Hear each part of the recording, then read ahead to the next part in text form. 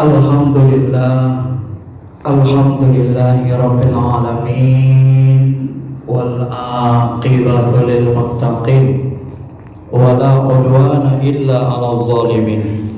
Asyhadu an la ilaha illallah rabbul alamin, wa asyhadu anna sayyidina Muhammadar Rasulullah sayyidil mursalin. Allahumma salli ala habibina syafi'ina wa maulana Muhammadin wa ala alihi wa sahbihi ajma'in, amma ba'd. Ayyuhal ikhwana rahimakumullah, ittaqullaha haqqa tuqatih wa la tamutunna illa wa antum muslimun. Faqala ta'ala fi kitabihil karim, a'udzu billahi minasy syaithanir rajim. Bismillahirrahmanirrahim. Wa anfiqu mimma razaqnakum min qabli an ya'tiya ahadakumul maut wa yaqula rabbi laula akhartani ila ajalin qarib fa asaddaqa wa akum minas shalihin. Shadaqallahul azim. Hadirin jemaah sidang Jumat yang dirahmati Allah, mari sama-sama kita jaga, pertahankan, tingkatkan kualitas iman takwa kita terus menerus sampai nanti kita kembali lagi kepada Allah dalam keadaan qalbun salim, hati kita ikhlas, pasrah, berserah diri kepada Allah Subhanahu wa taala. Dengan berserah diri secara sempurna, dengan keikhlasan sempurna dan kebeningan hati yang sempurna, sehingga kita juga nanti akan kembali dalam kondisi yang disempurnakan Allah Subhanahu wa taala. Ma'asyiral muslimin, jemaah sidang Jumat yang dirahmati Allah. Tema khutbah singkat pada kesempatan ini adalah pentingnya mempelajari ilmu syariat dan hakikat. Kemanapun kita pergi, dunia ini isinya berpasang-pasangan. Ada yang zahir, ada yang batin. Ada laki-laki, ada perempuan, ada langit, ada bumi, ada baik, ada buruk. Di dalam ilmu syariat Islam juga ada namanya ilmu zahir yang sekarang disebut dengan syariah, fikih, usul fikih. Ada yang juga yang disebut dengan ilmu batin yang namanya ilmu hakikat, tasawuf. Ma'asyiral muslimin, jemaah sidang Jumat yang dirahmati Allah. Kedua ilmu ini sebenarnya adalah ilmu yang sangat penting di dalam Islam. Walaupun di awal-awal Jibril datang mengajarkan Nabi, diajarilah sahabat-sahabat itu tentang rukun iman, dan rukun iman ini nanti akan menghasilkan ilmu tauhid namanya. Kemudian diajari rukun Islam. Rukun Islam ini menghasilkan ilmu fikih, usul fikih, ilmu syariah. Kemudian diajarkan rukun ihsan. Inilah yang disebut dengan ilmu tasawuf, ilmu batin Islam, yaitu anta'budullah ka'annaka tarah. Bagaimana kita bisa mengenal Allah sehingga kita bisa menyaksikannya seperti benar-benar menyaksikan Allah tatkala kita melaksanakan sholat atau ibadah lainnya. Ma'asyiral muslimin, jemaah sidang Jumat yang dirahmati Allah.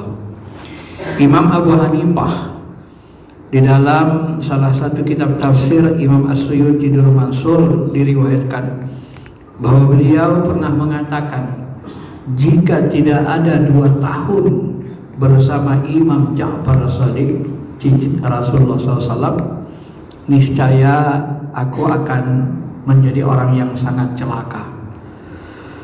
Beliau mengatakan bahwa dari Imam Ja'far Shadiq inilah beliau belajar ilmu tasawuf atau yang kita kenal dengan sekarang ilmu spiritual Islam. Beliau inilah juga yang membatasi Imam Abu Hanifah untuk menggunakan kias akal, karena tidak semua bisa dikiaskan termasuk dalam ibadah mahdoh. Salah satu contoh yang diberikan dalam riwayat itu adalah, ya Aba Hanifah, bagaimana menurut akalmu? Ya, kalau seandainya seluruhnya bisa dipahami dengan akal, dianalogikan dengan kias, karena Abu Hanifah ini terkenal dengan aliran rasional, mana yang lebih kotor, telapak sepatu atau atasnya? Telapaknya. Iya Imam Ja'far, sebenarnya yang lebih kotor itu telapak sepatu. Tetapi ketika sholat, kenapa Nabi menyuruh kita membasuh atasnya, bukan membersihkan telapak sepatunya? Sehingga Abu Hanifah terdiam. Maka ini dalam ibadah dalam wudu, Nabi kadang-kadang itu kalau dalam khuf kita masih ada dalam waktu yang sulit, keadaan sulit, itu dibasuh atasnya, bukan telapak sepatu. Itu hanya satu contoh dari berbagai macam contoh untuk mengalahkan kerasionalan Abu Hanifah. Adapun Imam Malik dalam satu riwayat mengatakan, barang siapa yang memahami fikih, ya, man tafaqqaha, siapa yang belajar fikih, memahaminya dengan baik, walam yatasawwaf, tetapi tidak belajar ilmu tasawuf dengan baik, maka beliau mengatakan fasaqah, maka dia akan menjadi orang fasik. Tentu kita bertanya, kenapa orang fikih bisa jadi fasik? Kalau kita belajar ilmu fikih, Al-Quran, hadis, itu semua penjelasan ilmu fikih itu, semua penjelasannya berkaitan dengan zahir. Rukun-rukun sholat, syarat-syarat sholat, gerakan-gerakan, tangannya, rukunya, seterusnya, itu menyempurnakan zahir. Kalau kita sholat nggak pakai ruku, batal sholat kita. Tahu kita mana yang rukun, yang wajib, mana yang boleh ditinggal, mana kita yang harus persis sama dengan Nabi, mana wilayah yang boleh kita nggak sama. Jarinya bergerak-gerak waktu tahiyat, gerakan jarinya beda-beda, ada yang ke kiri, ada yang kanan, ada atas bawah. Nah, itu wilayah dalam fikih, wilayah yang boleh kita beda. Tapi satu nggak ruku, satu nggak sujud, nah itu nggak boleh. Mengerti kita, ini kehebatan ilmu fikih. Sehingga nanti dengan ilmu fikih ini mengerti kita bahwa ada yang harus persis kita contoh Nabi dalam ibadah, ada yang boleh tidak persis. Tidak seperti sebahagian umat kita tidak paham fikih, asal tidak persis sama Nabi, haram, sesat, bid'ah. Padahal tidak semua ibadah madu itu harus persis. Ada yang boleh tak persis. Ya. Angkat tangan Allahu Akbar, kadang Nabi tangannya di atas dada, kadang Nabi dilepas tangannya kiri kanan seperti mazhab Maliki, kadang Nabi di atas pusatnya. Riwayat Imam Ali, hadisnya dianggap masyhur, ya, tetapi tidak mutawatir, masyhur. Nabi tangannya di atas, perutnya di atas pusatnya. Nah, ini fikih. Tahu kita. Ya. Nah, orang yang belajar ini sibuk dalam hal-hal zahir. Nanti dia kalau dia tidak bertasawuf lupa dengan hal batin. Kenapa lupa hal batin? Lupa dia sholatnya nggak khusyuk. Asik teringat dia gerakannya semua. Semua sholatnya nanti yang diperhatikan gerakan zahir. Akhirnya lupa qalbunya, hatinya nggak ke Allah. Akhirnya rusaklah seluruh ibadahnya, menjadi fasiklah dia. Kenapa? Ibadah-ibadah yang dilakukannya tidak membersihkan, membeningkan qalbu. Kenapa tidak membersihkan, membeningkan qalbu? Karena ketika ibadah tidak pernah khusyuk dalam sholat, tak pernah khusyuk dalam berzikir, dia hanya lihat zahirnya saja. Nah, maka Imam Malik mengatakan orang yang berfikih tidak bertasawuf, tak berisi, ibarat tong kosong nyari bunyinya gitu kan. Kosong, isinya kosong. Maka kata Imam Malik bisa jadi fasik, pendosa besar. Karena bersih gak bersih rohaninya, apa yang terjadi? Akhirnya sholat juga, korupsi jalan terus. Sholat terus, tapi narkoba masih dikonsumsi. Nauzubillah. Sholat memang sholat terus ke masjid, tapi apa jadinya? Harta warisan dimakan habis. Saudara-saudara nggak diperdulikan. Ada yang begitu? Ada. Saya menyaksikan sendiri yang seperti itu. Rajin ke masjid, subuh juga rajin ke masjid, rumah ke masjid. Tapi giliran warisan, masya Allah. rakusnya semua ampun. Kenapa? Begitulah rusaknya kalau kita hanya mengandalkan ilmu zahir tanpa memperbaiki ilmu qalb. Maka orang seperti ini, kata Imam Malik, bisa menghasilkan kefasikan. Dan barang siapa yang bertasawuf, baru belajar tasawuf, baru ikut tarekat, tapi tidak paham fikih, tidak tahu dia gerakan-gerakan mana yang bagus, mana yang sah, mana yang batal, maka dia zindik. Ngaku kenal sama Allah, ngaku ma'rifat, kadang-kadang bisa datang ke rumah dengan doa-doanya, tapi tak pernah pula ke masjid. Salat jemaah malas, di rumah aja sholatnya.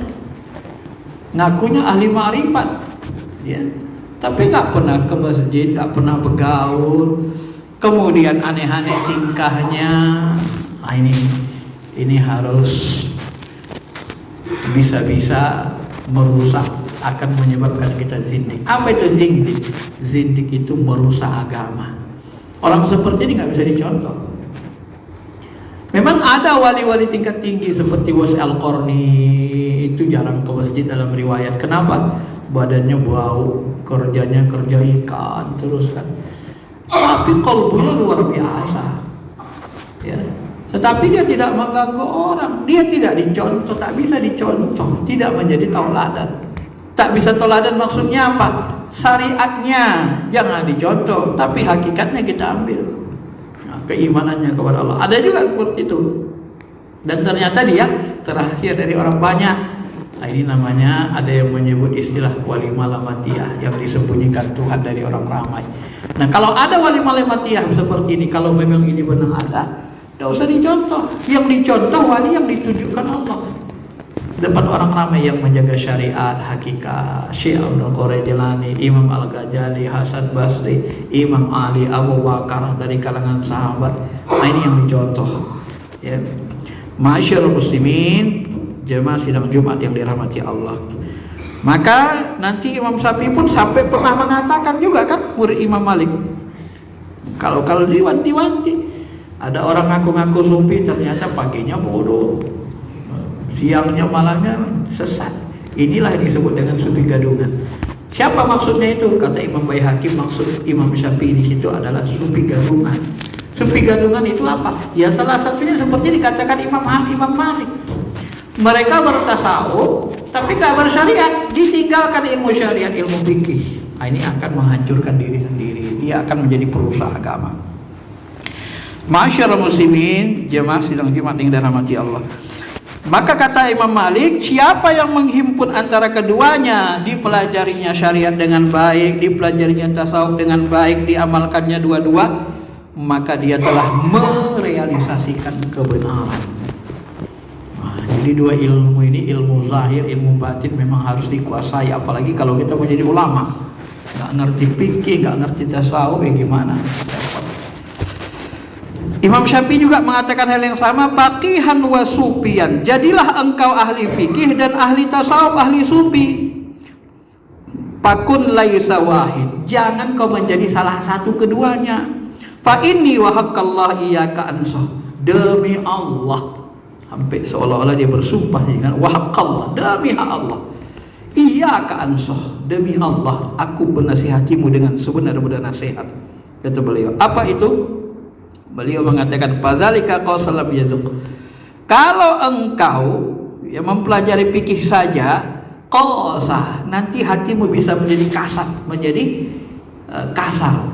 Lam yazuk, tidak bisa merasakan nikmatnya iman, tak bisa merasakan nikmat ibadah, tak bisa menyaksikan Allah, tak bisa menyaksikan nikmatnya punya Tuhan Allah. Kerjanya pada debat terus.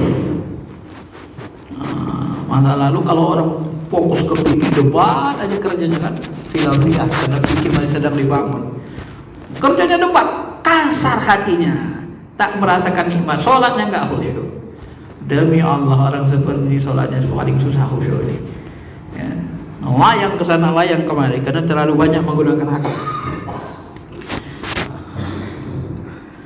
Jadi kalau kamu akan berpikir saja tidak bertasawuf, maka hatimu akan tidak merasakan lezatnya takwa. Lam yadzuq qalbahu taqa. Ya, tidak akan merasakan nikmatnya takwa. Wa haja juhul kaifazul jahlil yaslah. Dan bagaimana kalau engkau tidak mempelajari fikih, engkau akan menjadi orang bodoh. Nah, itu sudah dimasukkan tadi. Orang tasawuf tak belajar fikih, bodoh. Bagaimana orang bodoh bisa menjadi baik? Dia sendiri tak ngerti cara ibadah dengan baik. Maka Imam Syafi'i menganjurkan keduanya. Bahkan dalam riwayat lagi, Imam Malik juga sama, belajar dengan Imam Ja'far Shadiq, belajar tasawuf, dan Imam Hanafi juga sama, belajar dengan Imam Ja'far. Maka kita akan nanti menemukan riwayat Imam Hanafi itu terbuka kasyafnya. Setiap kali orang berwudu terlihat olehnya dosa-dosa yang berguguran, berjatuhan dari tangan yang dibasuh, muka yang dibasuh. Tapi dia ketakutan, dia minta, ya Allah tutup kasyaf ini. Mohon ditutup supaya apa? Karena itu adalah rahasia orang. Takut dia nggak bisa menyimpan rahasia. Karena setiap kali dia lihat orang wudu berguguran, dia lihat dosa melihat perempuan, lihat aurat jatuh, dosa mengata-ngatai jatuh dari mulutnya. Dan Imam Abu Hanifah minta ditutupkan oleh Allah Subhanahu wa taala. Adapun Imam Ahmad bin Hambal, beliau juga sebelumnya pernah mengatakan kepada anaknya, "Hai anakku, hendaklah engkau berpijak pada hadis. Hati-hati dengan orang-orang yang ngaku-ngaku sufi, karena kadang di antara mereka ada sangat bodoh." Imam Majab ini kalau belum kenal dengan sufi beneran selalu ngomong gini. Namun setelah beliau berguru dengan Abu Hamzah Al-Baghdadi As-Sufi, mengenal pria kaum sufi, tiba-tiba dia berkata, dia rubah kata-katanya dengan anaknya, "Hai anakku, hendaklah engkau bermajelis dengan para sufi, karena mereka adalah mata air ilmu. Mereka adalah orang yang selalu mengingat Allah dalam hati mereka. Melalui mereka lah ilmu banyak sekali kita peroleh. Muraqabahnya hebat, rasa takutnya kepada Allah, juhudnya, himmah yang luhur kepada Allah. Mereka lah orang yang memiliki kekuatan spiritual yang tertinggi. Aku tak melihat orang yang lebih baik spiritualnya daripada mereka."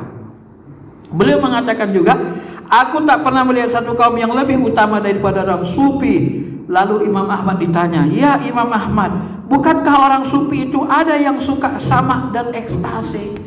Orang sufi itu ada yang kadang histeris, kadang berzikir, kadang mereka mendengar ya musik-musik yang dibolehkan, sama dengar-dengar pakai ada alat-alat musik sedikit.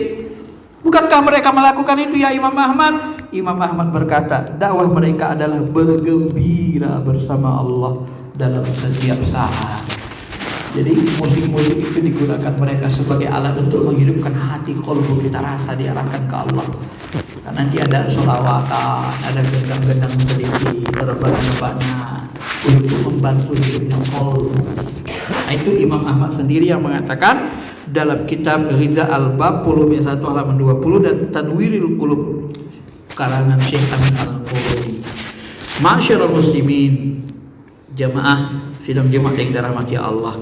Maka dari Imam Mazhab ini, empat Imam Mazhab ini pun kita memahami bahwa sesungguhnya ilmu syariat dan hakikat itu sangat perlu. Bagi orang yang mendalami kedua ilmu ini, pasti mengatakan hal yang sama dengan Imam Mazhab ini.